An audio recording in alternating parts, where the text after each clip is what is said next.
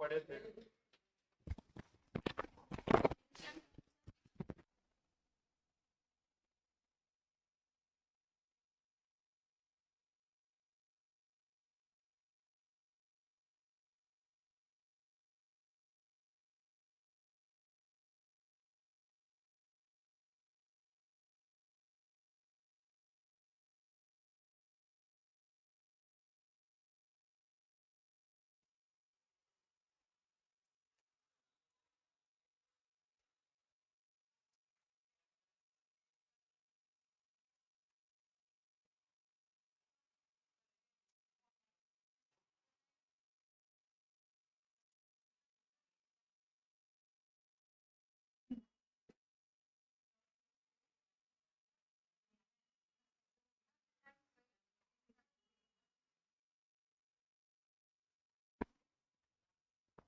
ठीक है, लास्ट पढ़े थे हम लोग कहां तक? क्लासिफिकेशन तक पढ़ लिए थे।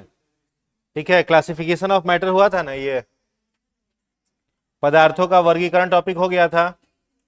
ठीक है, केमिस्ट्री का डेफिनेशन बता दिए थे कि केमिस्ट्री जो होता है इसके अंतर्गत हम लोग किसके अध्ययन करते हैं? पदार्थ का। किसका करते हैं? पदार्थ का। पदार्थ मतलब मैटर। मैटर किसे कहा जाता है? हर वह वस्तु जो स्थान घेरे और जिसका क्या हो? द्रव्यमान हो, उसको क्या कहते हैं? पदार्थ कहते हैं। तो यहां तक हम लोगों ने पढ़ लिया था। फादर ऑफ केमिस्ट्री बता दिए थे, किसे कहा जाता है? लेवाइजर को कहा जाता है। मैटर का मतलब anything that occupies space and having its own mass is called matter. दूसरा स्लाइड है, ये भी हो गया था। ये हो गया था ना, फिजिकल क्लासिफिकेशन केमिकल, यहां तक कर दिए थे। उसके बाद ये भी बता दिए थे, सॉलिड लिक्विड गैस, हो गया था ना। इसके बाद ये भी हो गया था, comparative study of three state of matter. Density सबसे ज्यादा किसका? Solid liquid gas. Intermolecular force solid liquid gas, यह भी हो गया था। इसके बाद प्लाज्मा भी हो गया था, बोस-आइंस्टीन कंडेंसेट भी। अगला हेडिंग बनाएंगे एटॉमिक स्ट्रक्चर। हेडिंग बनाइएगा एटॉमिक स्ट्रक्चर। एटॉमिक स्ट्रक्चर, परमाणु संरचना।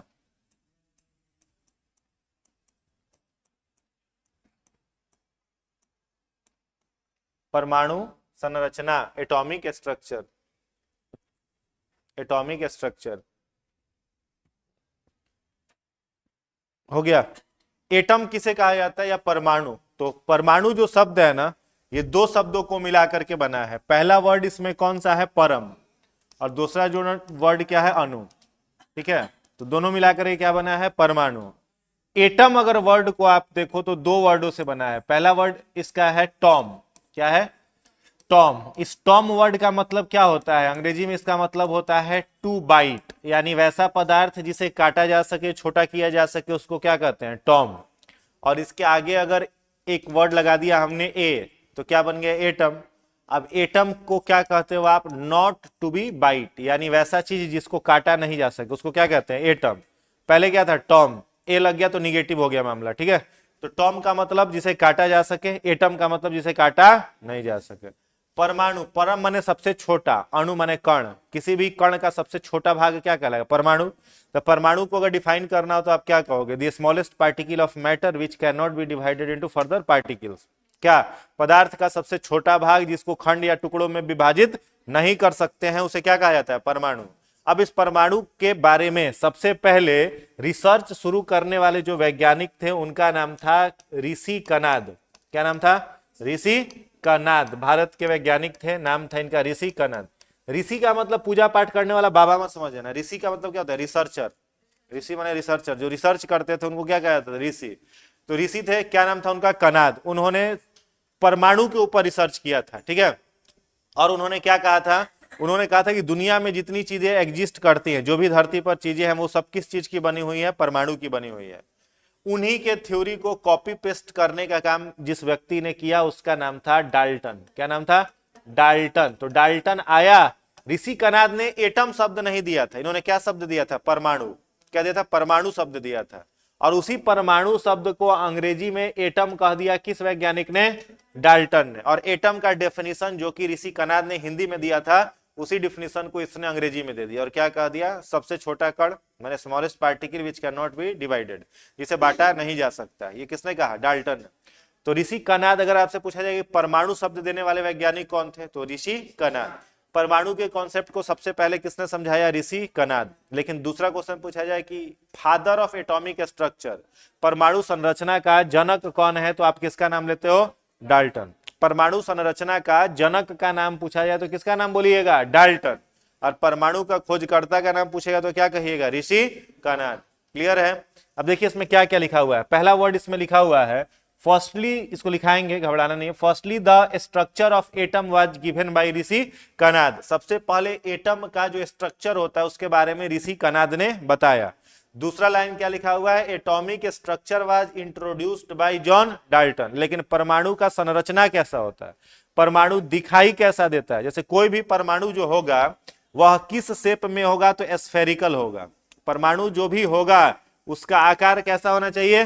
स्फेरिकल, वृत्ताकार, गोलाकार, राउंड शेप स्ट्रक्चर होना चाहिए। ये बात किसने बताया था? डाल्टन ने बताया था। इसलिए डाल्टन को क्या कहा गया? डाल्टन को कहा गया क्या? फादर ऑफ एटॉमिक स्ट्रक्चर, परमाणु संरचना का जनक इसे कहा गया। सेकेंड पॉइंट है the term atom was given bye Dalton. Atom जो शब्द है वो किसने दिया था? डाल्टन ने दिया था। और डाल्टन ने क्या कहा? डाल्टन ने कहा atoms are undivided particles. Atom जो होता है वो अविभाज्य कण होता है, जिसे आप किसी भी भाग में विभाजित नहीं कर सकते हो। आई बात समझ में? तो इंग्लिश वाले के लिए ये लिखा हुआ है सामने स्क्रीन पर, हिंदी वाले लोग लिखेंगे।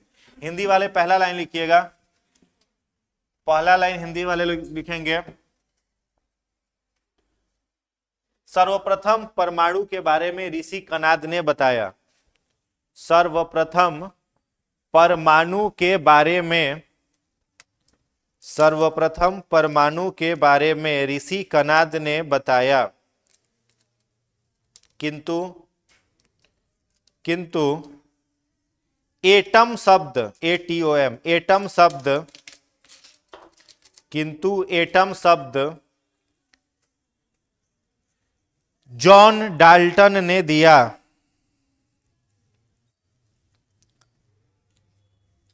तथा एटम शब्द जॉन डाल्टन ने दिया तथा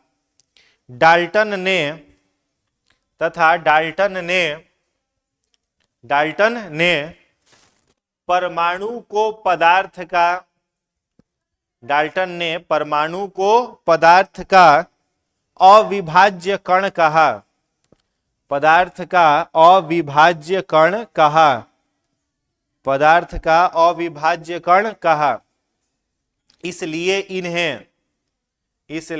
इन्हें परमाणु संरचना का जनक, इसलिए इन्हें परमाणु संरचना का जनक कहते हैं।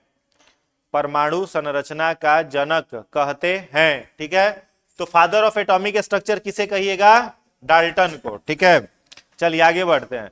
आगे क्या लिखा हुआ है देखो। अब एटम, अगर वर्ड जो है एटम, इसका क्या मतलब हो गया? इसका मतलब आप निकालोगे तो यही ना कहोगे, नॉट टू बी बाइट, जिसे नहीं काटा जा सके उसको क्या कहते हैं? एटम। तो अगर हम लोग देखें तो ये जो एटम पूरा का पूरा शब्द है, यह शब्द ही कैसा है? गलत है। ये शब्द सही नहीं है। Because an atom can be divided, atom को हम लोग डिवाइड कर सकते हैं, बांट सकते हैं खंड टुकड़ों में। तभी तो एक एटम को आप इलेक्ट्रॉन में बांट देते हैं, प्रोटॉन में बांट देते हैं, न्यूट्रॉन में बांट देते हैं, पॉजिट्रॉन में बांट देते हैं, मेसोन में बांट देते हैं, न्यूट्रिन में बांट देते हैं। एक एटम को कई भागों में बांटा जा सकता है। इसलिए एटम का यह जो वर्ड है और एटम का जो डिफिनीशन है जिसको जॉन डाल्टन ने दिया था, वह कैसा था? गलत था। लेकिन आज भी इसमें कोई संशोधन नहीं है। आज भी हम लोग क्या कहते हैं, तो अगर आपको एटम की परिभाषा पूछी जाए तो आप यही कहिएगा कि पदार्थ का अविभाज्य कण परमाणु कहलाता है। आई बात समझ में? तो वो लाइन यहां पर लिखा हुआ है, the Dalton's atomic theory proved wrong because atom can be classified into electron, proton, neutron, positron, neutrino etcetera. ठीक है, एटम का जो पर डिफिनीशन डाल्टन ने दिया था वह क्या था, गलत था, क्योंकि एटम जो होता है वह कैसा होता है, विभाज्य होता है। उसको हम लोग विभाजित कर सकते हैं, उसको खंड या टुकड़ों में बांट सकते हैं। आया बात समझ में? दूसरा लाइन क्या लिखा हुआ है, proton and neutron found in nucleus. जैसे कोई एटम है, जैसे मान लो यहां पर एक एटम है, क्या, कैल्शियम। क्या है, कैल्शियम। तो कैल्शियम जो है इसका एटॉमिक नंबर कितना होता है, 20। कैल्शियम का एटॉमिक नंबर कितना होता है, 20। अब मान लो यह आपका कैल्शियम का एटम है, यह कैल्शियम है, तो ये इसका बाहरी कक्षा है। ये मान लो कैल्शियम का एक परमाणु है, तो परमाणु कैसा होता है, वृत्ताकार होता है। परमाणु का जो ये बीच वाला भाग आप जो देख रहे हो, इस बीच वाले भाग को क्या कहा जाता है, इसको कहा जाता है नाभिक। क्या कहते हैं, नाभिक। और अंग्रेजी में इसको कहते हैं न्यूक्लियस। नाभिक या न्यूक्लियस। तो एक एटम के अंदर में दो चीजें पाई जाती हैं। एक पाया जाता है परमानेंट फंडामेंटल पार्टिकल, अस्थाई मौलिक कण, और दूसरा पाया जाता है टेम्पोररी फंडामेंटल पार्टिकल, अस्थाई मौलिक कण। तो अस्थाई मौलिक कण के बारे में अगर हम बात करें तो एटम के अंदर इलेक्ट्रॉन, प्रोटॉन और न्यूट्रॉन, केवल 3 अस्थाई कण पाए जाते हैं। और अगर टेम्पोररी फंडामेंटल पार्टिकल की बात करें तो इसके अंदर न्यूट्रिन, मेसोन, ठीक है, पॉजिट्रॉन, ये सब जो हैं वो कैसे हैं, अस्थाई मौलिक कण हैं। बात समझ में आ रहा है? तो एटम के अंदर में इन 3 का होना अति आवश्यक है। किन 3 का, इलेक्ट्रॉन, प्रोटॉन और न्यूट्रॉन। तो इसमें से जो आप प्रोटॉन और न्यूट्रॉन ये 2 को देख रहे हो, वो परमाणु के किस भाग में रहता है, नाभिक में। प्रोटॉन और न्यूट्रॉन परमाणु के कहां रहता है, नाभिक में, न्यूक्लियस में। और इलेक्ट्रॉन जो होते हैं वो बाहर में वृत्ताकार पथ पर बहुत तीव्र गति से गति कर रहे होते हैं। तो electrons are revolve outside the nucleus in different orbits while proton and neutron established in nucleus. ठीक है, प्रोटॉन और न्यूट्रॉन कहां पर स्टैब्लिश है, न्यूक्लियस के अंदर में है। तो जब प्रोटॉन और न्यूट्रॉन न्यूक्लियस के अंदर में है, तो हम अगर आपसे कहें कि प्रोटॉन और न्यूट्रॉन को क्या न्यूक्लियॉन आप कह सकते हो, तो क्या कहोगे, कह सकते हैं। प्रोटॉन और न्यूट्रॉन को क्या कहेंगे, न्यूक्लियॉन। और इलेक्ट्रॉन क्या कर रहा है, बाहर में वृत्ताकार पथ पर गति कर रहा है। अब इसमें सबसे पहला ऑर्बिट मान लो कौन सा हो गया, के, दूसरा ऑर्बिट क्या हो गया, एल, तीसरा ऑर्बिट क्या हो गया, एम, और चौथा ऑर्बिट क्या हो गया, एन। ठीक है, अब के जो ऑर्बिट है, इस के ऑर्बिट में मैक्सिमम कितना इलेक्ट्रॉन रह सकता है, 2। एल पे कितना रख सकता है, 8, एम पर 18 और एन पर 32। ठीक है, 2, 8, 18, 32। कैसे हुआ ये आगे हम लोग पढ़ेंगे। तो कैल्शियम में, कैल्शियम का एटॉमिक नंबर कितना है, 20, और एटॉमिक मास कितना होता है, 40। ठीक है, तो 20 इसका क्या है, एटॉमिक नंबर। ठीक है, तो अगर हम आपसे पूछे कि बताओ के में, कैल्शियम के ऑर्बिट में इलेक्ट्रॉन की संख्या कितनी होगी, तो आप क्या कहोगे, सर कितना होगा, 2 होगा। कितना हो जाएगा, 2 हो जाएगा। दूसरा एल में पूछें तो कितना कहोगे, कितना हो जाएगा, 8 हो जाएगा। एन में कहें तो एन में कितना रह सकता है, 18 रह सकता है ना। तो 2, 8, 10 को खर्चा हो गया। तो एन में मैक्सिमम कितना जाएगा, 10। क्या हो जाएगा, 10 इलेक्ट्रॉन चला जाएगा। समझ में आया? तो इस तरीके से एक एटम की जो संरचना होती है वो रहती है। अब देखिए क्या लिखा हुआ है, proton and neutron are found in nucleus while electron rotate in outer orbit. Neutron और प्रोटॉन दोनों कहां पर रहता है, एटम के न्यूक्लियस में रहता है, नाभिक में रहता है, जबकि इलेक्ट्रॉन गति करते रहता है। आगे क्या लिखा हुआ है, फंडामेंटल पार्टिकल। फंडामेंटल पार्टिकल का मतलब क्या हो गया, मौलिक कण।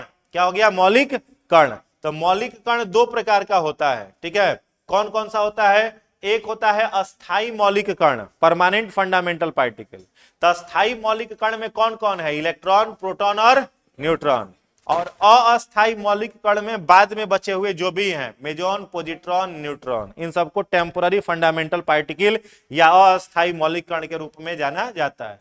आगे लिखा हुआ है the centre of an atom is called nucleus. परमाणु का जो सेंटर होता है, केंद्र होता है, उसे न्यूक्लियस कहा जाता है, विच इज पॉजिटिवली चार्ज्ड। अब सभी को पता है कि इलेक्ट्रॉन कैसा होता है, नेगेटिव होता है, ठीक है।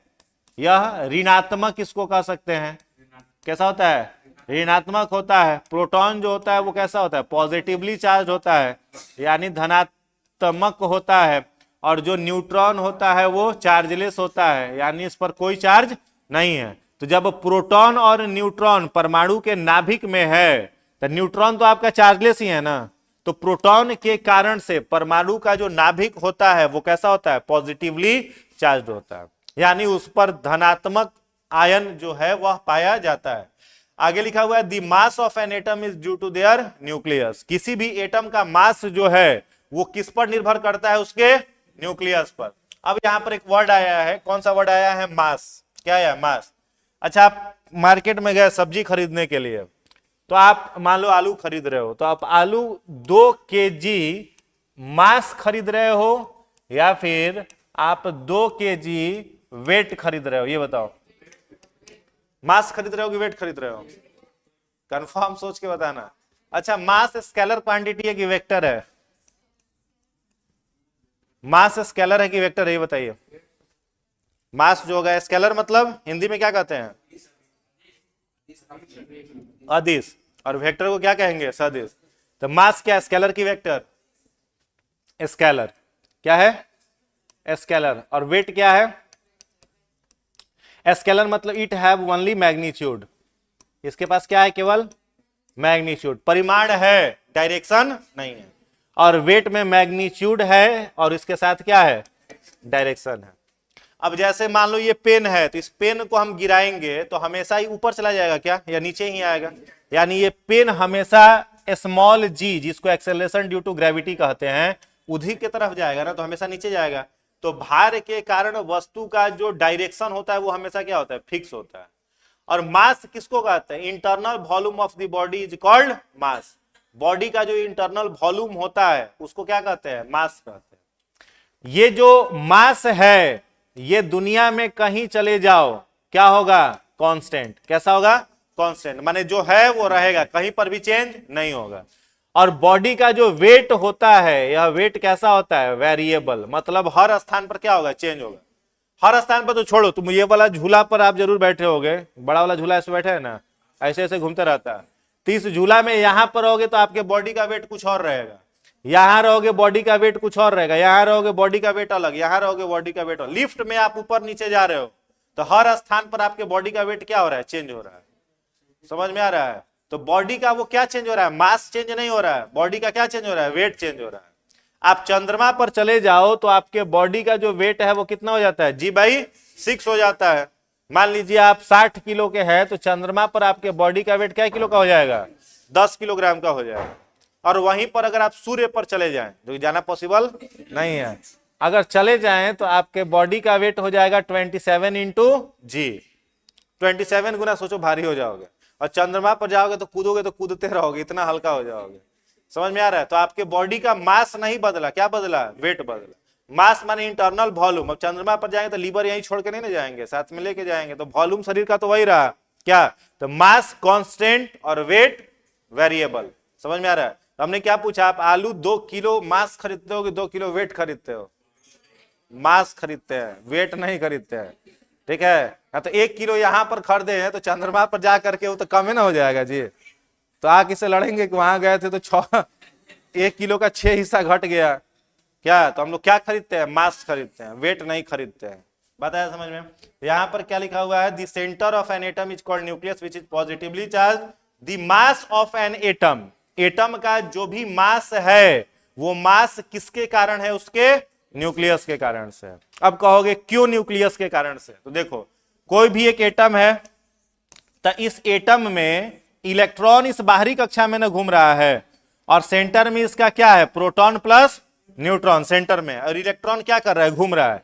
और यह भी आपको पता है कि इलेक्ट्रॉन की संख्या जितनी होती है उतनी ही संख्या किसकी होती है, प्रोटॉन की। जो भी इलेक्ट्रॉन की संख्या होगी एटम के अंदर, वही सेम संख्या किसकी होती है? प्रोटॉन की। तो हम लोग ऐसा क्यों नहीं कह सकते हैं कि प्रोटॉन के कारण ही क्यों मास है, इलेक्ट्रॉन के कारण भी मास हो सकता है? हो सकता है ना। तो प्रोटॉन हमेशा फिक्स जगह पर स्थिर है और इलेक्ट्रॉन क्या कर रहा है? रिवॉल्व कर रहा है। इलेक्ट्रॉन पर जब चार्ज बढ़ता है तो वो न्यूक्लियस से अगली कक्षा में शिफ्ट हो जाता है, और इलेक्ट्रॉन पर जब चार्ज घटता है तो वो नाभिक के तरफ भागता है। समझ में आया? तो इसका कोई भी रास्ता, कोई भी एक ऑर्बिट फिक्स नहीं है इलेक्ट्रॉन का। इसलिए हम लोग क्या कहते हैं कि किसी भी एटम का मास उसके प्रोटॉन के कारण होता है। किसके कारण? प्रोटॉन के कारण, इलेक्ट्रॉन के कारण नहीं होगा। जबकि इलेक्ट्रॉन और प्रोटॉन की संख्या बराबर होती है फिर भी, ठीक है। हाँ, स्टेबल नहीं है। चार्ज बढ़ने पर वो अगले ऑर्बिट में शिफ्ट होगा, चार्ज घटेगा तो अगले ऑर्बिट से न्यूक्लियस की तरफ शिफ्ट कर जाएगा। क्लियर है? तो वही बात लिखा हुआ है, the mass of an atom is due to their nucleus. Nucleus was discovered by Rutherford, इसके बारे में अभी बताएंगे, तब तक इतना पहले लिखिए।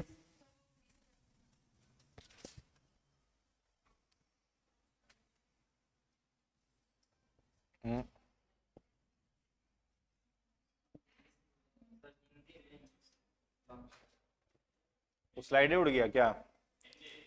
अच्छा हाँ भाई, हिंदी में लिखाएंगे, इंग्लिश वाले के लिए कर रहे हैं। ये वाला लाइन था आप लोगों का केवल, इसके पहले भी था कुछ? वो गायब हो गया।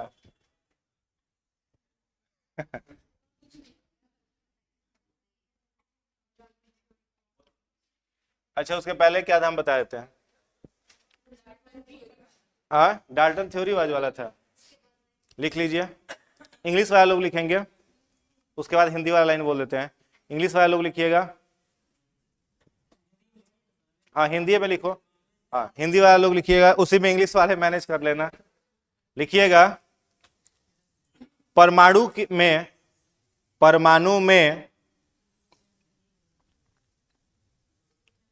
मौलिक कण के प्रकार, परमाणु में मौलिक कण मतलब फंडामेंटल पार्टिकल के प्रकार। पहला, अस्थाई मौलिक कण परमानेंट फंडामेंटल पार्टिकल, अस्थाई मौलिक कण परमानेंट फंडामेंटल पार्टिकल। डैश देकर के लिखिएगा, electron proton neutron, electron proton neutron. दूसरा, टेम्पोररी फंडामेंटल पार्टिकल अस्थाई मौलिक कण, अस्थाई मौलिक कण, अस्थाई मौलिक कण। उसमें लिखिएगा positron, positron, positron, comma meson, meson, comma neutrino, neutrino, neutrino etcetera इत्यादि। ठीक है। अगला पॉइंट लिखिएगा, किसी परमाणु का भार, किसी परमाणु का भार, मास ऑफ एन एटम, इसी का अगला पॉइंट है। किसी परमाणु का भार, भार उसके न्यूक्लियस, न्यूक्लियस, नाभिक, न्यूक्लियस के कारण होता है, उसके न्यूक्लियस के कारण होता है, जिसमें प्रोटॉन तथा न्यूट्रॉन पाए जाते हैं, जिसमें प्रोटॉन तथा न्यूट्रॉन पाए जाते हैं। जबकि जबकि इलेक्ट्रॉन, इलेक्ट्रॉन बाहरी कक्षा में, बाहरी कक्षा में वृत्ताकार पथ पर, इलेक्ट्रॉन बाहरी कक्षा में, आउटर ऑर्बिट, बाहरी कक्षा में वृत्ताकार पथ पर, वृत्ताकार पथ पर गति करते हैं, वृत्ताकार पथ पर गति करते हैं, वृत्ताकार पथ पर गति करते हैं। हो गया। चलिए अगला पॉइंट लिखिएगा, नाभिक की खोज, न्यूक्लियस की खोज, न्यूक्लियस की खोज रदरफोर्ड रदरफोर्ड न्यूक्लियस की खोज रदरफोर्ड ने की थी। न्यूक्लियस की खोज रदरफोर्ड ने की थी। हो गया। अब कैसे इसका खोज हुआ था वो हम लोग देखेंगे। इतना लिख लिए। चलिए अगला स्लाइड है, देखो। अब मान लो कोई एक एटम है, ठीक है, यह एक क्या है, एटम है, परमाणु है। तो इस एटम में, इस परमाणु में ये हो गया आपका क्या, परमाणु का न्यूक्लियस का रेडियस हो गया ना। और यहां से लेकर के यहां तक जो पूरा का पूरा भाग है वो किसका रेडियस हो गया, एटम का। चाहे ऐसे समझो, ये वाला हो गया किसका रेडियस, न्यूक्लियस का। और यहां से लेकर के पूरा यहां तक का जो रेडियस हो गया वो किसका हो गया, किसका हो गया बताओ। ये वाला जो पूरा रेडियस हो गया, ये वाला पूरा रेडियस, यह किसका हो गया, न्यूक्लियस का। न्यूक्लियस का नहीं, एटम का ना, एटम का। और यह जो रेडियस है वो किसका हो जाएगा, न्यूक्लियस का। तो याद रखना है आपको, जो भी हम लोग न्यूक्लियस का रेडियस निकालेंगे, नाभिक का, तो नाभिक का जो रेडियस होता है उसको हम लोग मेजरमेंट करने के लिए, मापने के लिए किस यूनिट का प्रयोग करते हैं, तो हम लोग यूज करते हैं इसमें फर्मी का। किसका करते हैं, फर्मी का। ठीक है, नाभिक का रेडियस निकालने के इसको लिखाएंगे, किसका यूज करेंगे, फर्मी का। और एक फर्मी जो होता है, उस एक फर्मी का मान कितना हो जाएगा, 10 के पावर -15 मीटर। और वहीं पर अगर आपको इसका एटम का अगर रेडियस निकालना है, परमाणु का, तो उसको मेजर करने के लिए हम लोग प्रयोग करते हैं किसका, एंगस्ट्रम का। फर्मी को डिनोट करा जाता है स्मॉल f से, और एंगस्ट्रम को डिनोट किया जाता है A0 से। ठीक है, तो अगर पूछा जाए नाभिक का रेडियस किस में मापा जाएगा, फर्मी में। एक फर्मी का मान कितना, 10 के पावर -15 मीटर। परमाणु का त्रिज्या रेडियस मापना होगा तो किस में मापेंगे, एंगस्ट्रम में। और एक एंगस्ट्रम जो होता है वो 10 के पावर -10 मीटर के बराबर होता है। तो अगर हम आपसे पूछे कि एक न्यूक्लियस अपने एटम से कितना छोटा है, एक न्यूक्लियस अपने एटम से कितना छोटा है, तो क्या कहोगे, 10 के पावर 5। मतलब क्या, 1,00,000 गुना। क्या कहोगे, 1,00,000 गुना। मतलब एटम अपने न्यूक्लियस से 1,00,000 गुना बड़ा है, और न्यूक्लियस अपने एटम से 1,00,000 गुना क्या है, छोटा है। तो याद हो गया, the radius of an atom is measured in angstrom. Atom का रेडियस किस में मापा जाएगा, एंगस्ट्रम में। एक एंगस्ट्रम का वैल्यू कितना, 10 के पावर -10 मीटर। नाभिक की त्रिज्या, radius of nucleus 10 to the power -15 metre, that means what, 1 fermi. The radius of an atom is more than 1,00,000 times, यानी 10 के power 5 than the radius of nucleus. यानी एटम का जो रेडियस है वो न्यूक्लियस के रेडियस से कितना बड़ा है, 1,00,000 गुना बड़ा है। क्लियर है, लिखिएगा अब इसको, लिखिएगा एटम की त्रिज्या, एटम की त्रिज्या, त्रिज्या एंगस्ट्रम लिखा गया है यहां बोर्ड पे, एंगस्ट्रम A0, एंगस्ट्रम में मापी जाती है, एंगस्ट्रम में मापी जाती है। उसके नीचे लिखिएगा बॉक्स बना करके, एक एंगस्ट्रम बराबर, एक एंगस्ट्रम बराबर, एक एंगस्ट्रम बराबर 10 के पावर -10 मीटर। बॉक्स में लिख लीजिएगा 10 के पावर -10 मीटर। दूसरा पॉइंट लिखिएगा, नाभिक की त्रिज्या, नाभिक की त्रिज्या फर्मी में मापी जाती है। नाभिक की त्रिज्या फर्मी, फर्मी में मापी जाती है, फर्मी में मापी जाती है। बॉक्स में लिखिएगा एक फर्मी बराबर, एक फर्मी बराबर 10 के पावर -15 मीटर। एक फर्मी बराबर 10 के पावर -15 मीटर। हो गया। नोट में एक पॉइंट लिखिएगा, नोट में, परमाणु अपने नाभिक से, एटम अपने न्यूक्लियस से, परमाणु अपने नाभिक से 1,00,000 गुना बड़ा होता है। परमाणु अपने नाभिक से 1,00,000 गुना बड़ा होता है। परमाणु अपने नाभिक से 1,00,000 गुना बड़ा होता है। ब्रैकेट में लिख लेना 10 के पावर 5, 10 के पावर 5। चलिए, इतना में कोई दिक्कत की नहीं को नहीं ना।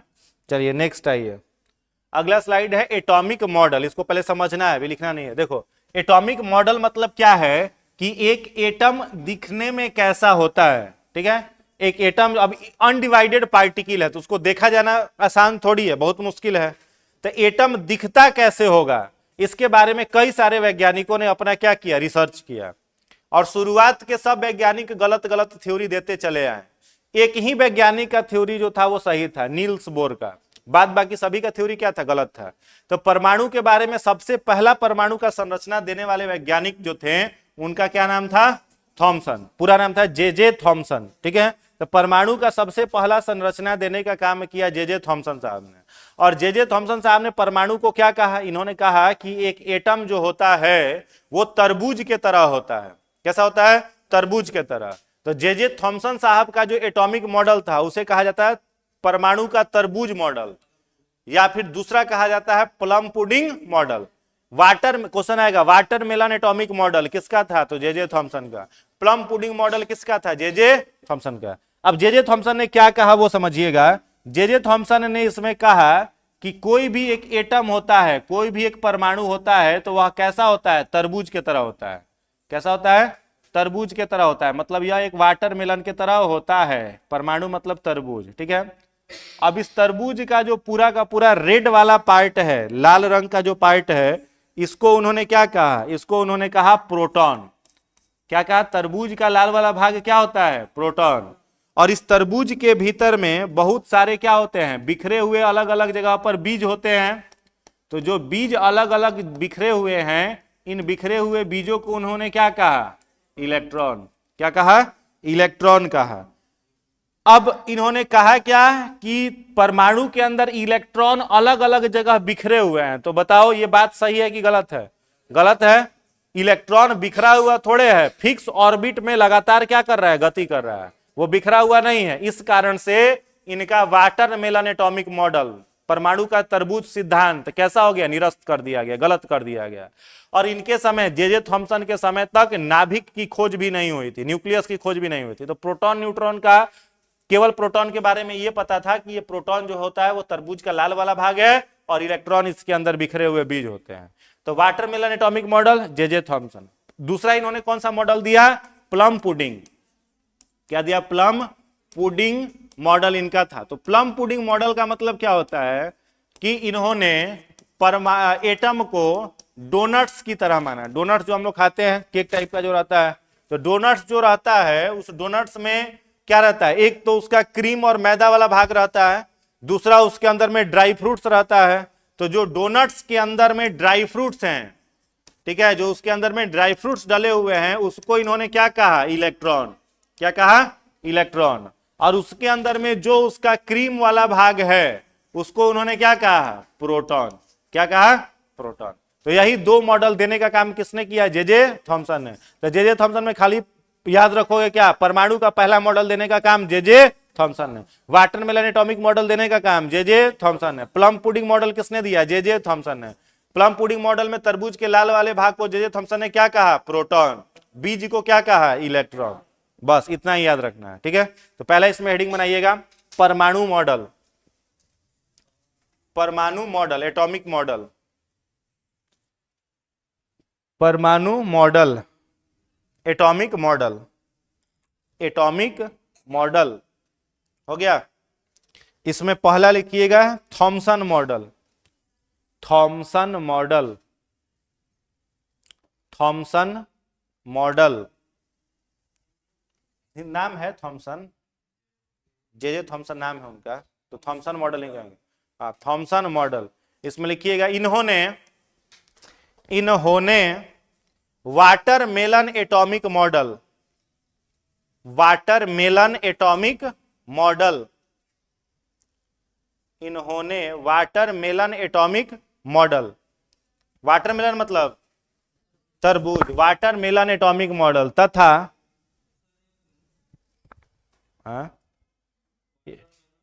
Atomic model,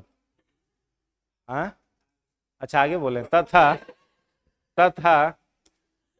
plum pudding model, लिखा हुआ है बोर्ड पे प्लम पुडिंग, PLUMPUDDING, सबसे ऊपर प्लम पुडिंग मॉडल दिया, वाटरमेलन एटॉमिक मॉडल तथा प्लम पुडिंग मॉडल दिया।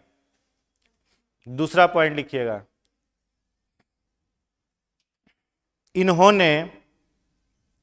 इन्होंने तरबूज के लाल भाग को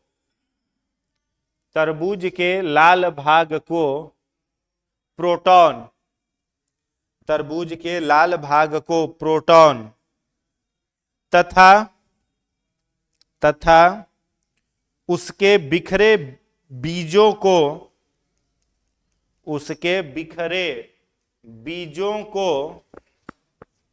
इलेक्ट्रॉन कहा, बिखरे बीजों को इलेक्ट्रॉन कहा। चलिए याद हो गया इतना। दूसरा मॉडल लिखिएगा, atomic model of Rutherford, Rutherford का परमाणु मॉडल, रदरफोर्ड का परमाणु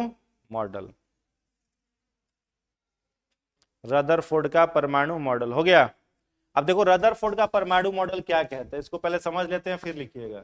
रदरफोर्ड ने जो परमाणु मॉडल दिया, इसमें उनको आवश्यकता पड़ी किस चीज की, तो इसमें उनको जरूरत पड़ा एक गोल्ड सीट का।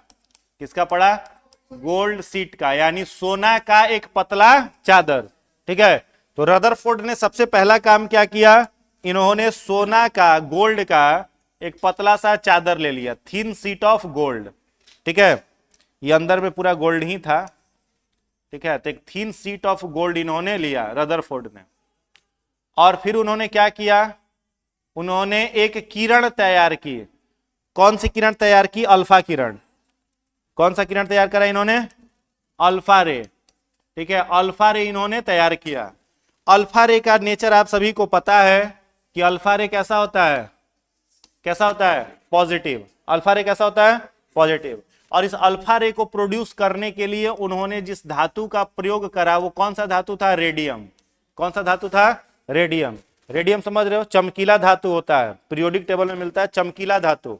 घड़ी वगैरह के सुई में लगाया जाता है अंधेरा में चमकने के लिए। घड़ी का जो सुई है अंधेरा में दिखता है ना, क्या बज रहा है, तो क्यों दिखाई देता है? उसमें रेडियम लगा हुआ रहता है। रिमोट के बटन में लगा रहता है रेडियम, तब अंधेरा में दिखाई दे देता है। चाहे बहुत लोग फ्रेंडशिप बैंड जो बांधते हैं वो अंधेरा में चमकता है, क्यों चमकता है? रेडियम होता है उसमें। समझ गए? तो रेडियम तत्व से उन्होंने कौन सा किरण उत्सर्जित कराया? अल्फा किरण। अल्फा किरण कैसा होता है? पॉजिटिव होता है। ठीक है, कितना अल्फा रे इन्होंने टोटल बनाया था? 20,000। ठीक है, टोटल इन्होंने 20,000 अल्फा किरणें बनाई थी, और उन 20,000 अल्फा किरणों को उन्होंने इस सोना के पतला चादर से क्या कराया था? पास। इसको खूब बढ़िया से समझिएगा, यहां से 2-3 क्वेश्चन क्लियर होगा। सोना के पतला चादर से उन्होंने अल्फा किरणों को पास कराया, तो उस 20,000 में से लगभग सारा अल्फा रे, एक को छोड़ करके, यानी 19,999 अल्फा किरण सोने के चादर को क्या कर गई? पास कर गई। ठीक है, यानी अल्फा किरण गया एकदम धूमधाम से यहां से पास कर करके निकल गया। समझ में आ रहा है? फिर अल्फा किरण गया यहां से पास होकर के निकल गया। अब अभी तक समझना ध्यान से, अभी तक एटम का जो सेंटर होता है वो कौन होता है? न्यूक्लियस। एटम का यह जो सेंटर है वो कौन है? न्यूक्लियस है।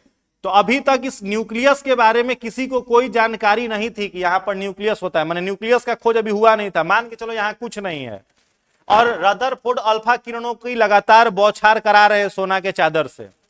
अब एक अल्फा किरण जो इन्होंने डाला इस सोने के चादर से, तो वो अल्फा किरण जो था वो यहां गया और बीच में जाकर के कुछ डिस्टर्ब हुआ, विचलित हुआ। ठीक है, और विचलित होकर के वो अल्फा किरण जो था वो कहां भाग गया? तिरछा। कहां भाग गया? तिरछा। इस तरीके से अल्फा किरण निकल गया। अब जो रदरफोर्ड थे ये थोड़े परेशान हुए, फिर एक अल्फा किरण को भेजा, वो भी यहां पर केंद्र के पास गया और फिर से विचलित होकर के यह साइलेंट मूव कर गया, तिरछा भाग गया। अल्फा रे जो था वो तिरछा भाग गया। अब इन्होंने सोचना शुरू किया, यार अल्फा रे मैक्सिमम जो दूर से थोड़ा भेज रहा है, सेंटर के दूर से वो सीधा जा रहा है, और जैसे ही सेंटर के पास से भेज रहा है वो तिरछा जा रहा है। ऐसा क्यों हो रहा है? तब उन्होंने सोचा और कहा कि जो अल्फा किरण मेरे पास है उस अल्फा किरण में कैसा चार्ज है? पॉजिटिव। तो हो ना हो एटम का न्यूक्लियस भी जो है वो कैसा चार्ज है? पॉजिटिव। तभी पॉजिटिव पॉजिटिव चार्ज मिल रहा है, तो क्या हो रहा है? रिपल्सन। अगर एटम का न्यूक्लियस निगेटिव चार्ज होता तो वो अल्फा किरण को क्या कर लेता? अट्रैक्ट कर लेता, खींच लेता, यहीं पर रख लेता। लेकिन एटम का जो नाभिक है वो न्यूक्लियस जो है, न्यूक्लियस नहीं कहा था उन्होंने क्या कहा था कि यहां पर कुछ है जो कि पॉजिटिव चार्ज है। और इसी अल्फा किरण को दूर जाने के कारण उन्होंने कहा कि परमाणु का जो केंद्र होता है वो न्यूक्लियस होता है, और जो न्यूक्लियस होता है वह कैसा चार्ज होता है? पॉजिटिव। अब ध्यान से समझना, जो प्रोटॉन होता है, इस प्रोटॉन से दो क्वेश्चन आपके एग्जाम में पूछा जाता है। एक पहला प्रश्न पूछा जाता है कि इस प्रोटॉन का खोज किसने किया, तो अगर खोजकर्ता का नाम पूछे तो किसका नाम लेते हैं? गोल्डस्टेन का लेते हैं। लेकिन अगर पूछता है कि प्रोटॉन पॉजिटिव चार्ज होता है, ये किसने बताया था, तो ये किसने बताया था? रदरफोर्ड ने। कैसे बताया था? इसी अल्फा प्रकीर्णन सिद्धांत के द्वारा बताया था, अल्फा स्कैटरिंग मॉडल के द्वारा बताया था। समझ में आ रहा है? इसको आगे लिखाएंगे फिर। तो देखो अल्फा किरण ये ऐसे निकल गया तिरछा। अब 20,000 में से केवल एक अल्फा किरण जो था, 20,000 में से केवल एक, वो अल्फा किरण गया, वो अल्फा किरण एकदम सीधा जा रहा है इस तरीके से, और सीधा गया और सेंटर के पास से वापस उसी दिशा में क्या हो गया? रिटर्न आ गया। कितना? 20,000 में से केवल एक। तो उन्होंने क्या कहा कि एटम का जो सेंटर है, इस सेंटर को पेनिट्रेट करने की क्षमता अल्फा किरण में नहीं है। समझ में आ रहा है? एटम के सेंटर को अल्फा किरण नहीं भेद सकता है, वो अभेद्य है। इसी मॉडल को क्या कहा गया? रदरफोर्ड का अल्फा स्कैटरिंग मॉडल। अब इसके आधार पर रदरफोर्ड ने टोटल कितने इंफॉर्मेशन दिए? तीन जानकारियां दी। पहली जानकारी उन्होंने क्या दी? परमाणु का अधिकांश भाग खोखला होता है, जिसके कारण से अधिकांश अल्फा किरणें इसको पास करके निकल जाती हैं। दूसरी जानकारी क्या दी? परमाणु का मध्य भाग पॉजिटिव चार्ज होता है, इसीलिए अल्फा किरणें केंद्र से विचलित होकर के तिरछे चली गईं। और तीसरी जानकारी क्या दी? परमाणु का केंद्र नाभिक कहलाता है, और उस नाभिक को भेदने की क्षमता अल्फा किरणों में नहीं है। बात आया समझ में? इस फिगर को बाद में बनाना, पहले लिख लो, थ्योरी है जो।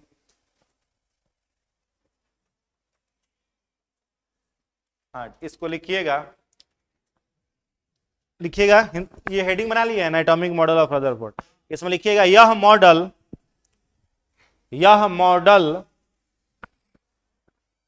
अल्फा प्रकीर्णन मॉडल, यह मॉडल अल्फा प्रकीर्णन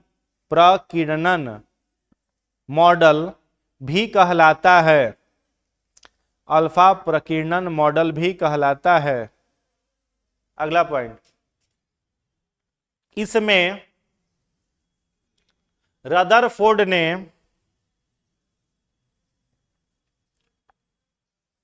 रेडियम तत्व से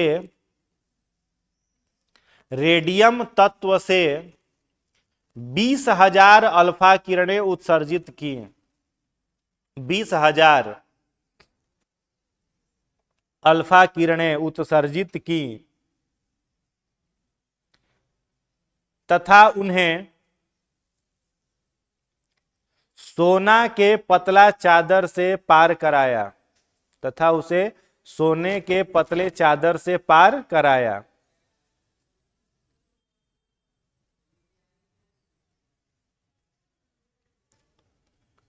सोने के पतले चादर से पार कराया एवं निम्न जानकारियां दी, एवं निम्न जानकारियां दी। अब ये वाला ड्रॉ कर लीजिए।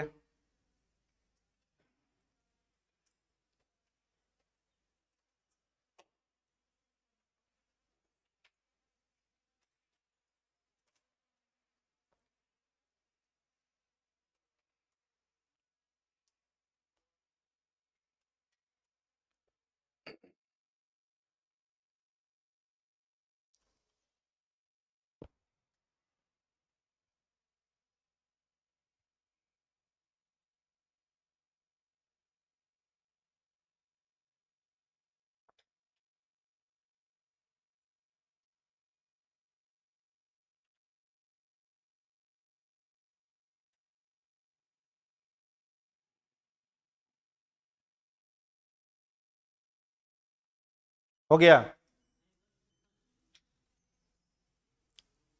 पूरा 20,000 अल्फा किरण मत बना देना है, 20,000 बनाओगे समय लग जाएगा, 2-3 को बस बनाना है। हाँ 20,000 मत पारिएगा।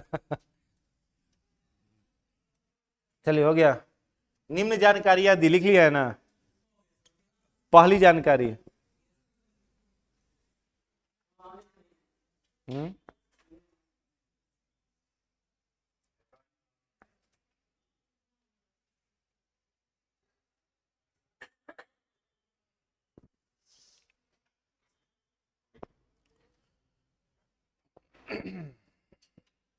हो गया। चलिए पहली जानकारी लिखिएगा। पहली जानकारी, ये तो हो गया, यही वाला था ना। पहली जानकारी लिखिएगा, परमाणु का अधिकांश भाग खाली होता है। कौन, ये वाला? इसको बनाते तो आप 20,000 बनाना पड़ता अल्फा के बराबर, इसीलिए उसको हम शॉर्ट में बनवा दिए।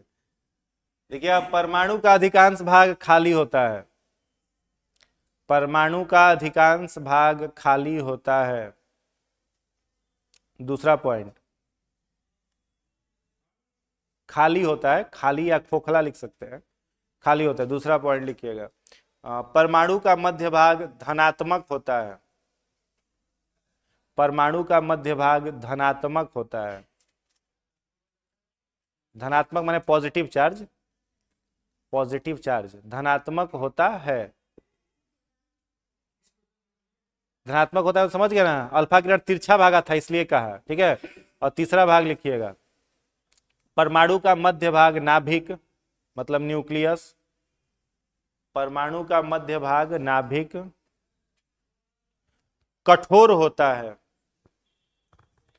कठोर होता है, जिसकी भेदन क्षमता, परमाणु का मध्य भाग नाभिक कठोर होता है, जिसकी भेदन क्षमता, जिसकी भेदन क्षमता अल्फा किरणों में नहीं है, अल्फा किरणों में नहीं है, अल्फा किरणों में नहीं है, मतलब अल्फा किरण नाभिक को नहीं भेद सकता है, ठीक है। क्वेश्चन पूछा जाए नाभिक का खोज किसने करा था, तो आगे लिखाएंगे रदरफोर्ड ने किया था। किस मॉडल के द्वारा किया था, अल्फा प्रकीर्णन मॉडल के द्वारा किया था, ठीक है। चलिए इतना हो गया। अब देखिए दो वैज्ञानिक का मामला खत्म, किसका किसका, जे थॉमसन का और दूसरा कौन आया, रदरफोर्ड। अब तीसरा कौन वैज्ञानिक आता है, मैक्सवेल। तो तीसरा लिखिएगा मैक्सवेल एटॉमिक मॉडल। अभी तक हम लोग गलत गलत थ्योरी पढ़ रहे हैं। Maxwell atomic model, Maxwell atomic model, Maxwell का परमाणु सिद्धांत नहीं पता। ये फिजिक्स का वैज्ञानिक है, बायो केमिस्ट्री का नहीं है, जबरदस्ती घुसने का प्रयास किया और गलत थ्योरी दे के मुंह बना के चल गया। थ्योरी सही दिया नहीं, गलत गलत सिलेबस बस बढ़ा दिया ही सब आ करके, समझ गया क्या थ्योरी दिया ये मैक्सवेल। देखो मैक्सवेल ये कहा कि, समझना ध्यान से, मैक्सवेल ने क्या कहा कि जो एटम होता है, ठीक है, इसने कहा कि जो एटम होता है उस एटम में बाहर में क्या घूम रहा है, न्यूक्लियस। आपको एक वृत्ताकार पथ बना दें और उस वृत्ताकार पथ पर कहें कि घूमिए, दौड़ा दें, और दौड़ते दौड़ते जब आपके शरीर का सारा ऊर्जा खत्म तो गिर के बेहोश। उसने यही सोच लिया एटम के बारे में। उसने कहा कि इलेक्ट्रॉन वृत्ताकार पथ पर लगातार गति कर रहा है और लगातार घूमने के कारण उसकी ऊर्जा का ह्रास होता है, यानी उसकी ऊर्जा खर्च होती है, और जब उसकी ऊर्जा 0 हो जाएगी तो वो नाभिक में गिर करके परमाणु को नष्ट कर देगा। समझ में नहीं आया। मैक्सवेल ने कहा कि इलेक्ट्रॉन वृत्ताकार पथ पर गति करने के कारण अपनी ऊर्जा को लगातार खर्च करता है, और जब उसकी ऊर्जा शून्य हो जाती है तो वो नाभिक में गिर के समाप्त हो जाता है। ये किसने कहा, मैक्सवेल ने। अब मैक्सवेल के थ्योरी को ही चैलेंज किया किसने, नील्स बोर ने। और नील्स बोर ने कहा कि वृत्ताकार पथ पर गति करने के कारण इलेक्ट्रॉन की ऊर्जा में कोई कमी नहीं आती है। दो कंडीशन होता है, अगर वह एटम किसी केमिकल रिएक्शन में भाग लेता है तो उसकी ऊर्जा या तो बढ़ जाती है या फिर उसकी ऊर्जा घट जाती है। इलेक्ट्रॉन की ऊर्जा कभी 0 नहीं होती है। अब इलेक्ट्रॉन की ऊर्जा अगर बढ़ जाएगी तो वो इलेक्ट्रॉन नाभिक से दूर भागेगा, और अगर उसकी ऊर्जा घटेगी तो वो नाभिक के नजदीक आएगा। समझ में आ रहा है। तो मैक्सवेल का एटॉमिक थ्योरी क्या था, गलत था, रॉन्ग था। क्लियर है? इसको लिख लीजिए। इनके अनुसार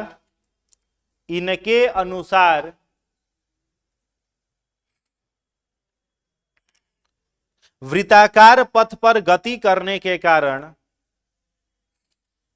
वृत्ताकार पथ पर गति करने के कारण इलेक्ट्रॉन की ऊर्जा का ह्रास समझते हैं, खर्च होना। इलेक्ट्रॉन की ऊर्जा का ह्रास होता है तथा वह नाभिक में गिर के समाप्त हो जाती है।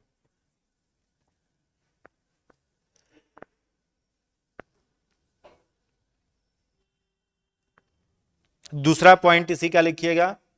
इनके सिद्धांत को विद्युत चुंबकत्व का सिद्धांत, इलेक्ट्रोमैग्नेटिक थ्योरी, विद्युत चुंबकत्व का सिद्धांत कहा जाता है।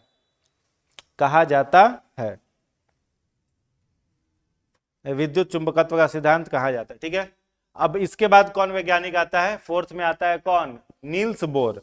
और बोर जब आया तो उसके मॉडल को क्या कहा गया? बोर बोरी मॉडल। क्या कहा गया? बोर बोरी मॉडल। तो किसने दिया बोर्स बोरी मॉडल? नील्स बोर ने। और नील्स बोर ने जो मॉडल दिया उसमें देखो पहला लाइन क्या लिखा हुआ है? This theory was given bye Niels Bohr. They state that if any electron revolve in their orbit, then there is no change into their energy level, and if any electron move away from nucleus, then its energy increase.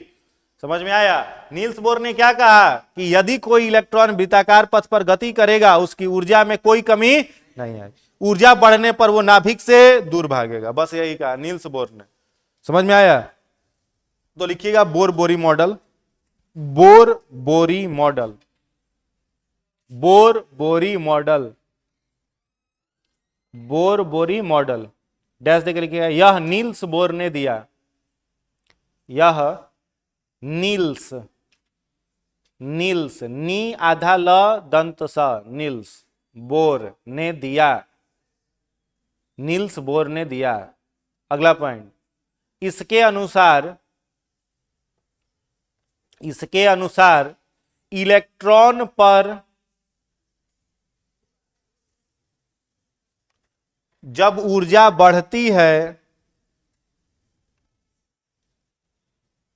तो वह नाभिक से दूर जाता है। Electron पर जब ऊर्जा बढ़ती है तो वह नाभिक से दूर जाता है एवं जब इसकी ऊर्जा खर्च होती है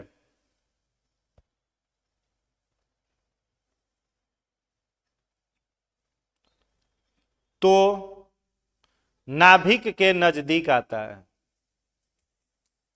नाभिक के नजदीक आता है। ठीक है, नाभिक के नजदीक आता है। एग्जाम्पल के रूप में देखो, मान लो कोई भी एक एटम है, ये परमाणु हो गया, इस परमाणु का यह डिफरेंट क्या हो गया? ऑर्बिट।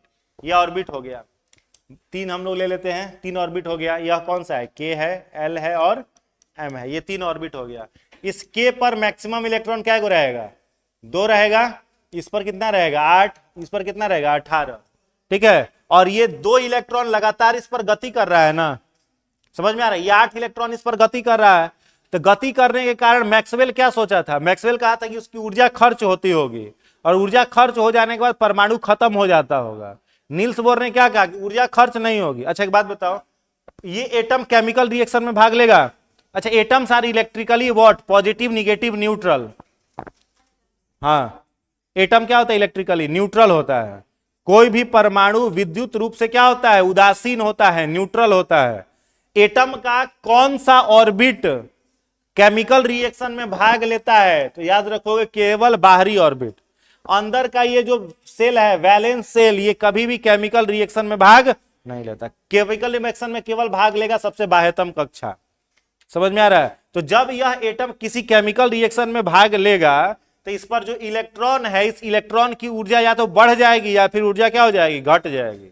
और जैसे ही उसकी ऊर्जा बढ़ेगी, अब इसको, इस इलेक्ट्रॉन को इस पर घुमा कौन रहा है? कौन घुमा रहा है इसको? प्रोटॉन ना घुमा रहा है जो नाभिक के अंदर है। अगर प्रोटॉन नहीं रहता तो इलेक्ट्रॉन घूमेगा क्या? नहीं ना घूमेगा। आप देखते होंगे चुंबक का दो सेम पोल जैसे ही ले जाएगा तो दूसरा का चुंबक क्या करेगा? दूर भागेगा। समझ में आ रहा है? तो इसको, इलेक्ट्रॉन को घुमा कौन रहा है? प्रोटॉन ही बांध के घुमा रहा है। अब इस पर ऊर्जा बढ़ेगी तो जो इलेक्ट्रॉन है वो इससे दूर भागेगा। मान लो के पर 2 इलेक्ट्रॉन है, अब इस 2 में से इस इलेक्ट्रॉन पर थोड़ी ऊर्जा बढ़ गई तो अब ये के में नहीं रहेगा, किस पर शिफ्ट कर जाएगा? एल पर। एल पर आया, इसकी ऊर्जा बढ़ गई तो कहां शिफ्ट करेगा? एम पर। और जैसे ही उसकी ऊर्जा का ह्रास होगा तो एम से भागेगा एन पर, माने एम से भागेगा एल पर, एल से भागेगा कहां? के पर। माने ऊर्जा घटेगी तो नाभिक के नजदीक भागेगा, ऊर्जा बढ़ेगी तो नाभिक से दूर भागेगा। और उतना ही तेजी से ये क्या करेगा? रिवॉल्व करेगा, घूमेगा। जैसे आप पढ़ने में तेज हो गए तो 4th क्लास में है तो स्कूल में क्या कराया जाता था? क्लास फना दिया जाता था। 4था क्लास में फान गया बच्चा, कहाँ? 6ठा में।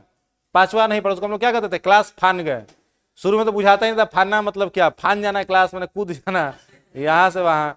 तो फानना मतलब क्या होता है? जब आप जानकार ज्यादा हो गए तो इस कक्षा में आप नहीं पढ़ेंगे, क्लास प्रमोशन आपको मिल गया। अब वही 10th तक गए, 10th में जाके फेल हो गए, तो फेल हो गए तो 11th में थोड़ी जाइएगा, वापस कहाँ आइए? 10th में आइए। समझ में आ रहा है? तो वैसे इसकी ऊर्जा बढ़ेगी तो आगे भागेगा, ऊर्जा घटेगी तो उसके तरफ भागेगा। कई बार एग्जाम में क्वेश्चन आया कि आवेश बढ़ने पर इलेक्ट्रॉन कहां जाता है? तो न्यूक्लियस से दूर। आवेश कम होने पर न्यूक्लियस के पास। याद रहेगा? ये बात किसने बताया? नील्स बोर ने।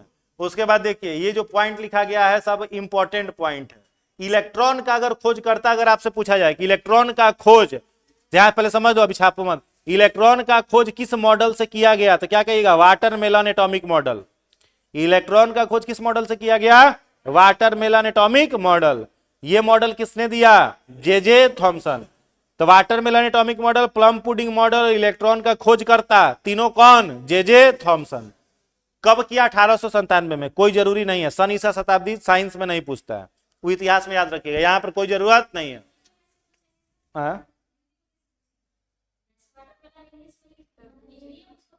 हाँ, परमाणु का तरबूज सिद्धांत किसने दिया? J Thompson. अब प्लम पुडिंग, प्लम पुडिंग ही कहलाएगा, उसका हिंदी नहीं। ठीक है, अंग्रेज वैज्ञानिक था सब ना हिंदी नाम दिया ही नहीं सब। समझ गए? तो इलेक्ट्रॉन किसने? जे थॉमसन ने। इलेक्ट्रॉन पर मास कितना होता है? 9.1 इंटू 10⁻31 kg। चार्ज कैसा? नेगेटिव। प्रोटॉन का खोज करता गोल्ड स्टेट। कब? 1900, जब भारत अजुराया हुआ था जालियांवाला बाग में, ये कर रहा था प्रोटॉन का खोज।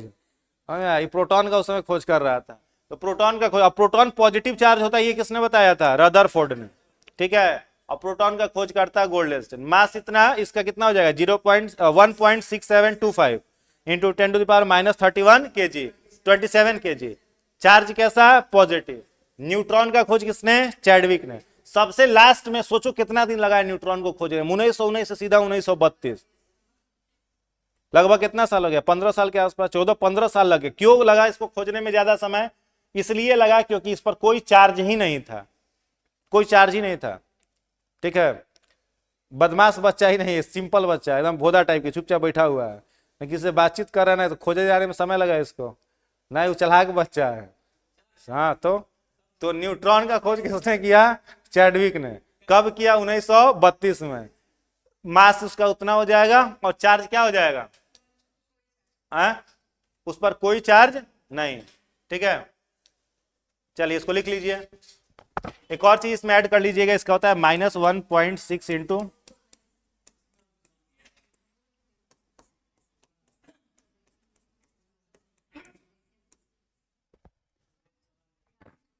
इसको लिख लीजिए।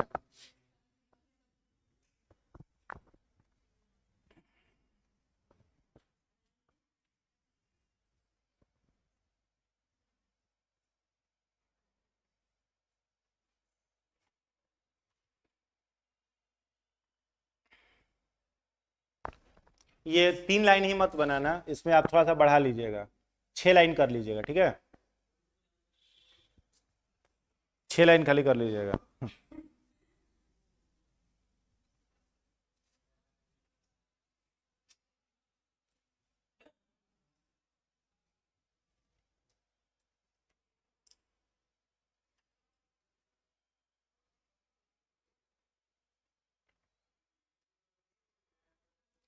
सर हिंदी में लिखिए, हिंदी में बोल रहे हैं, लिख नहीं रहे हैं अभी, अभी हिंदी में बोल रहे हैं, उसको लिखते जाइए। Into 10⁻⁻19 coulomb. हाँ कहाँ पे? सी माने कूलम्ब, सी का मतलब पूछ रहे थे, सी मतलब कूलम्ब। इलेक्ट्रॉन और प्रोटॉन पर चार्ज क्या होता है? सेम, केवल बदल जाएगा प्लस और माइनस। प्रोटॉन पर प्लस हो जाएगा और इलेक्ट्रॉन पर वही माइनस हो जाएगा। है? नहीं सन लिख सकते हैं आप, डेटा है तो लिख लीजिए, याद करने का कोई प्रेशर नहीं है, नहीं हो याद करिएगा तो दिक्कत नहीं है।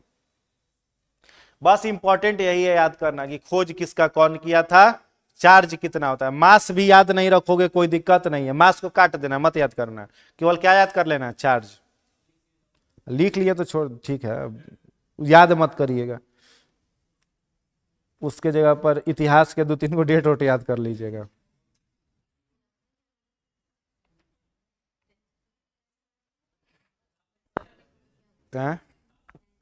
हम आर्ट्स पढ़ते ही नहीं है, ह्यूमैनिटीज मेरा सब्जेक्ट ही नहीं, कभी पढ़े ही नहीं। वो सब पढ़ने वाला विषय है, पढ़िएगा तो कंफ्यूजन होता रहिएगा।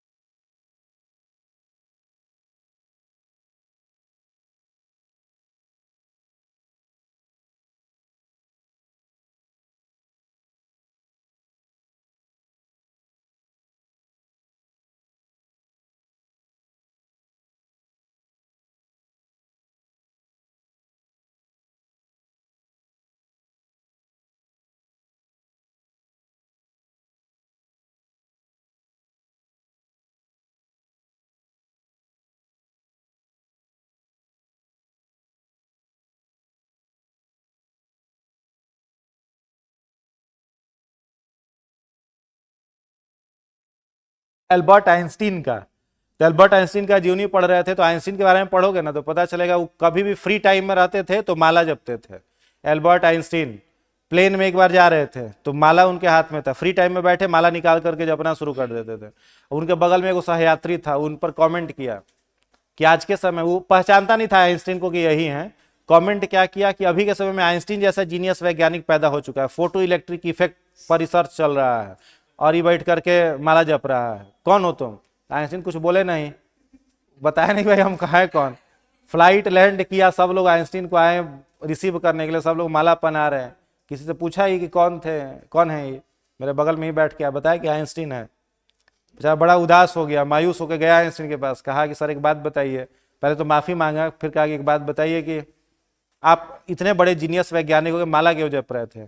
आइंस्टीन बोले कि पदार्थ विज्ञान के ऊपर, उसमें नोबेल में उनका लिखा हुआ है, पदार्थ विज्ञान के ऊपर हमारा नियंत्रण हो सकता है। पदार्थ विज्ञान मतलब जो हम लोग पढ़ रहे हैं ये सब जान रहे हैं, पदार्थ विज्ञान के ऊपर हमारा नियंत्रण हो सकता है, लेकिन अगर हमारे ऊपर हमारा नियंत्रण नहीं हुआ तो पदार्थ विज्ञान दुनिया को तबाह कर देगा। समझे? तो पदार्थ विज्ञान पर नियंत्रण कौन करेगा? ह्यूमैनिटीज ही ना करेगा।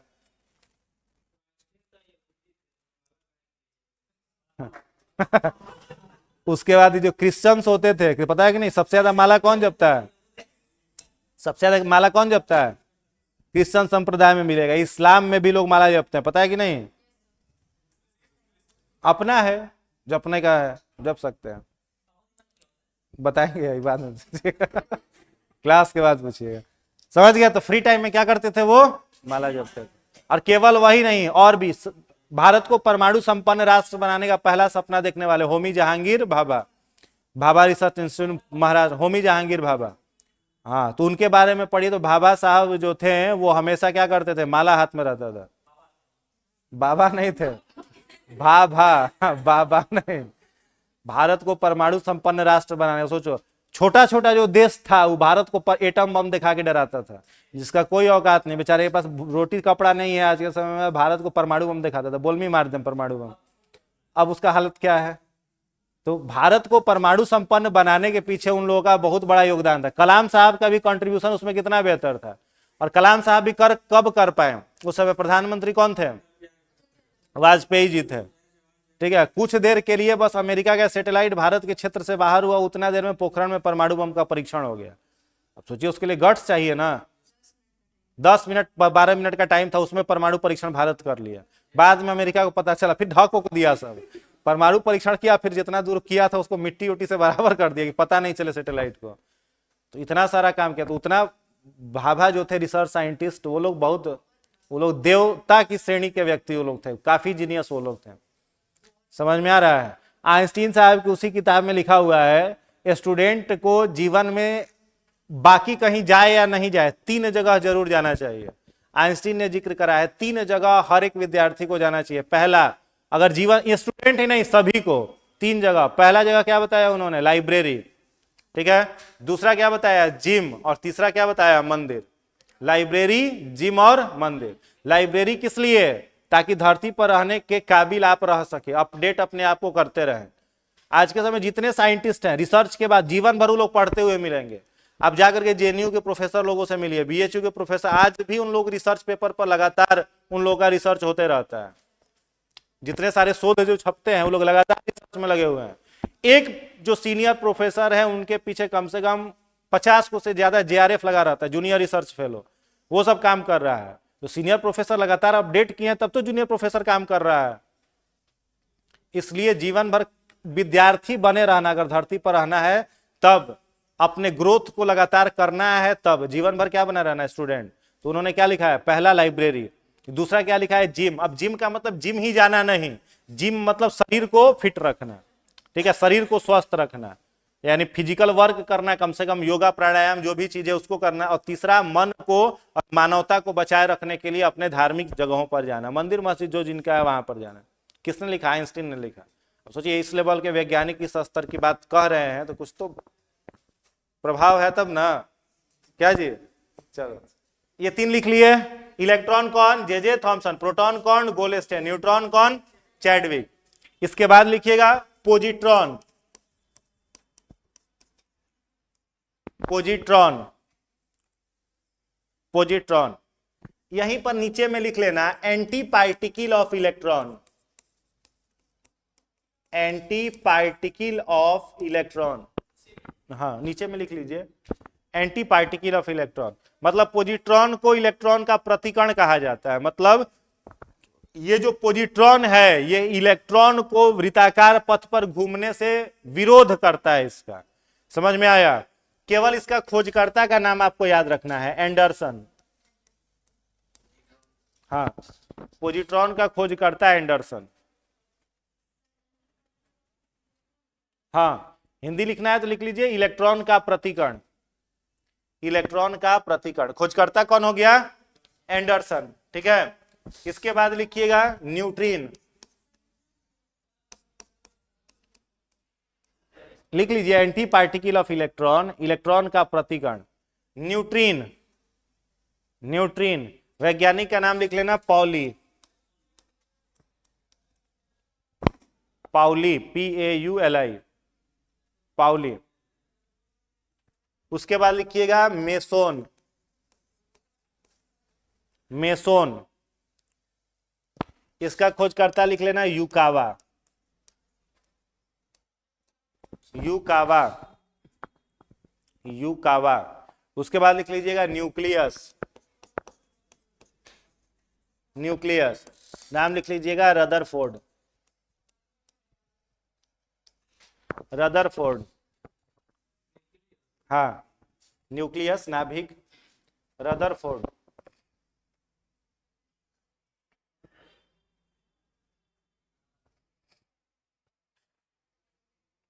हो गया। चलिए इतना याद कर लेना है, क्या हो गया 7 गो टोटल, बस 7 को याद कर लेना है। एंटी पार्टिकल है, सब टेम्पोररी फंड अस्थायी मौलिक कण है जो एटम के अंदर निष्क्रिय अवस्था में पड़ा हुआ है। मास वगैरह नहीं, केवल साइंटिस्ट का नाम याद करना है। चलिए हो गया, लिख लिया ना। चलिए इसके बाद वही सब है। Electron is discovered by J Thomson 1897। It is also called, हाँ इंपॉर्टेंट है, इलेक्ट्रॉन जहां लिखे हो ना वहां लिख लो कैथोड रे। जहां इलेक्ट्रॉन लिखे हैं आप वहां पर लिख लीजिए कैथोड किरण। इलेक्ट्रॉन जहां लिखे हैं ना, इलेक्ट्रॉन का खोज करता है, तो इलेक्ट्रॉन के नीचे लिख लीजिए ताकि याद रहेगा। इलेक्ट्रॉन को कैथोड किरण भी कहा जाता है। इलेक्ट्रॉन को कैथोड किरण, कैथोड किरण क्यों? क्योंकि निगेटिव चार्ज है। कैथोड रे कैसा होता है? निगेटिव। और जो इलेक्ट्रॉन होता है, समझ गए, इलेक्ट्रॉन जो होता है उसके नीचे लिख लीजिएगा, उसको कहा जाता है एनोड किरण।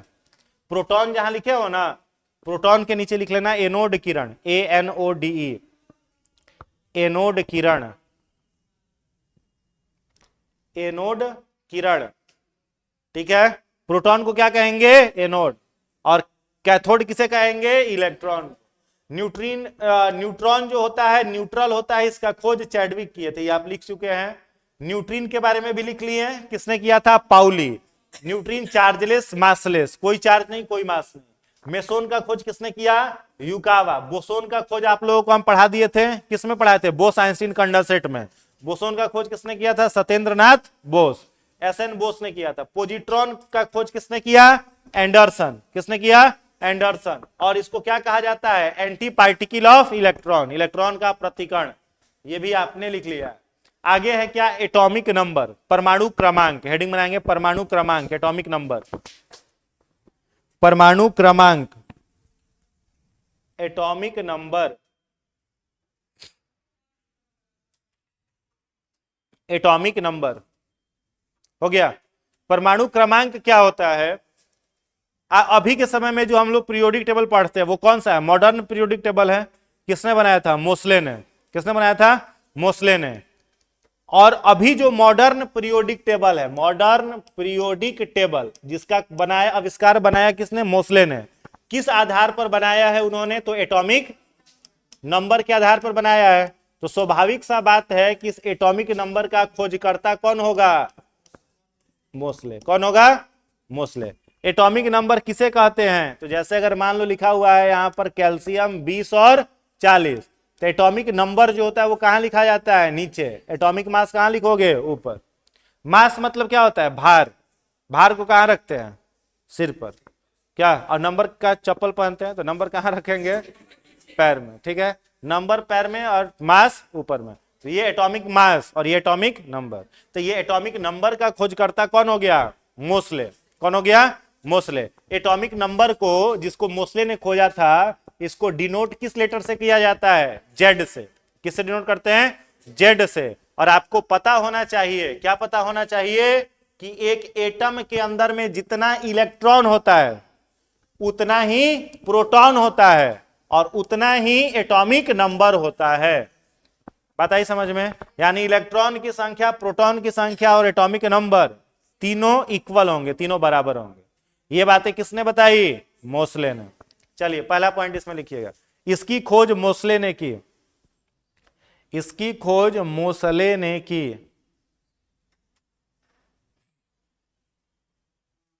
दूसरा पॉइंट, इसे जेड से दर्शाते हैं। जेड, जेड, इसे जेड से दर्शाते हैं। जेड से दर्शाते हैं। अगला पॉइंट लिखिएगा, परमाणु के नाभिक में मौजूद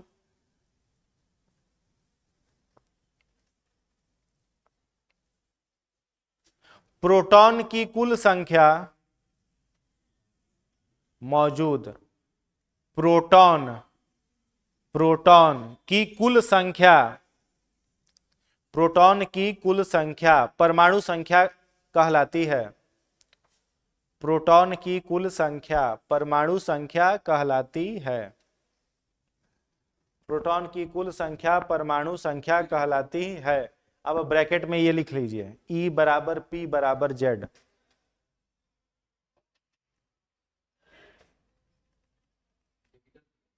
हाँ, सब छोटा लेटर। E बराबर P बराबर Z। Z क्या है? Atomic number. P क्या है? प्रोटॉन। E क्या है? इलेक्ट्रॉन। अच्छा बताना, क्लोरीन 17, ठीक है, क्लोरीन 1735, इसमें बताना है आपको इलेक्ट्रॉन, प्रोटॉन और न्यूट्रॉन। क्लोरीन 17 है, इसमें आपको इलेक्ट्रॉन, प्रोटॉन, न्यूट्रॉन बताना है। इलेक्ट्रॉन कितना, प्रोटॉन कितना, न्यूट्रॉन कितना? 17। समझ में आया? अब हम आपसे पूछे बताओ ए मतलब एटॉमिक मास, तो क्या कहोगे? 30। हम आपसे पूछे बताओ न्यूट्रॉन, न्यूट्रॉन तो एक एटम में सब दिखता है, किसे छोड़ के? न्यूट्रॉन को। न्यूट्रॉन निकालने के लिए क्या किया जाता है? एटॉमिक मास से एटॉमिक नंबर को घटा देते हैं, एटॉमिक मास से एटॉमिक नंबर को घटा देते हैं। तो न्यूट्रॉन कितना आ जाएगा? 18। 17 एटॉमिक नंबर है, ये न्यूट्रॉन की संख्या है। तो न्यूट्रॉन की संख्या निकालने के लिए एटॉमिक मास से एटॉमिक नंबर को घटा दिया जाता है, तो न्यूट्रॉन निकल जाता है, तो 18 हो गया। तो एक एलिमेंट को देख करके उसका पूरा प्रजाति पता चल जाएगा।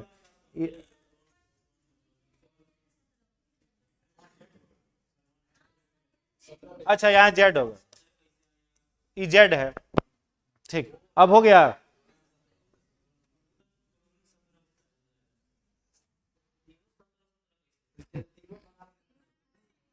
भाई अभी लिखे हो ना आप ये वाला? ओके, समझ गए?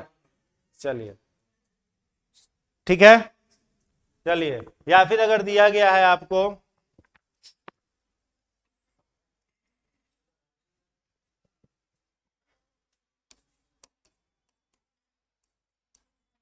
एल्युमिनियम 1326, ठीक है, electron, proton, atomic number, neutron, atomic mass.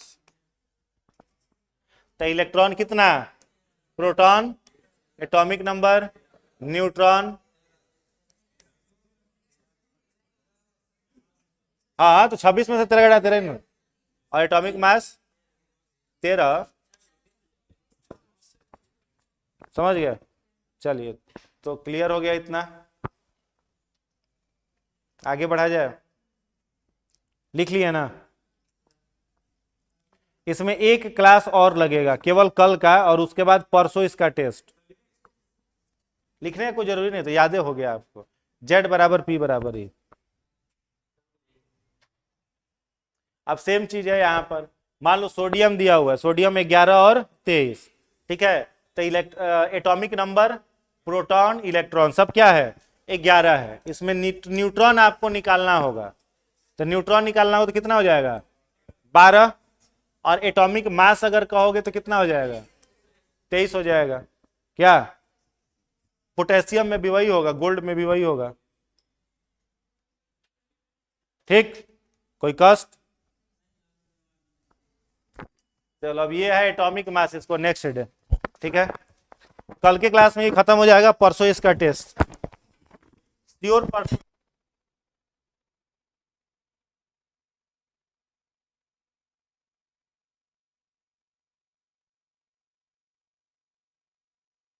वो भी हो जाएगा। केमिस्ट्री में पहला इंपॉर्टेंट चैप्टर जो अभी हम लोग पढ़ रहे हैं, समझ गए? Atomic structure. दूसरा एसिड, बेस, सॉल्ट। तीसरा आपका है रेडियो एक्टिविटी, समझ गए? Radio activity. उसके बाद आपका periodic table, most important chapter ये है। उसके बाद एक और चैप्टर मन करेगा तो देख सकते हो आप, कार्बन और उसके कंपाउंड, कार्बन तथा उसके यौगिक। ये 4 चैप्टर, 5 चैप्टर ज्यादा इंपॉर्टेंट है। ये 5 को बस बढ़िया से पढ़ लीजिएगा, दिक्कत खत्म हो जाएगा, केमिस्ट्री खत्म।